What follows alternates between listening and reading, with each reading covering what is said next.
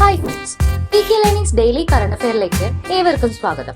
അഹമ്മദാബാദ് വിമാനാപകടത്തിന്റെ കാരണം അന്വേഷിക്കാനായി കേന്ദ്ര സർക്കാർ നിയമിച്ച 12 അംഗ ഉന്നതതല സമിതി അധ്യക്ഷൻ ആരാണ്? കേന്ദ്ര ആഭ്യന്തര സെക്രട്ടറിയായ ഗോവിന്ദ് മോഹനെയാണ് നിയമിച്ചത്. ഡയമണ്ട് ലീഗ് അത്ലറ്റിക്സിൽ തുടർച്ചയായി 14 സ്വർണം നേടിയ പോൾ വാൾട്ട് ലോക റെക്കോർഡ് ജേതാവ് ആരാണ്? അർമാൻസ് ഡുപ്ലന്റിസ്. 2020 ക്രിക്കറ്റിൽ ഒരു ഇന്നിംഗ്സിൽ ഏറ്റവും അധികം സിക്സർ നേടിയതിന് വിൻഡീസ് ബാറ്റർ ക്രിസ് ഗെയിലിന്റെ പേരിലുള്ള റെക്കോർഡ് തകർത്ത ന്യൂസിലാൻഡ് ഓപ്പണർ ആരാണ്? Finn Allen. 19 സിക്സാണ് റെക്കോർഡ്. തുടർച്ചയായ 3-ാം ഷൂട്ടിംഗ് വേൾഡ് കപ്പിലും സ്വർണം നേടിയ ഇന്ത്യയുടെ ഷൂട്ടിംഗ് താരം ആരാണ്? സുരുജി സിംഗ്.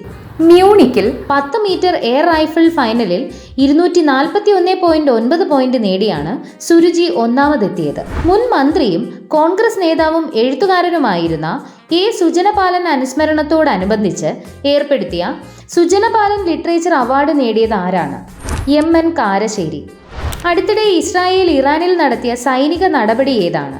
Operation rising lion.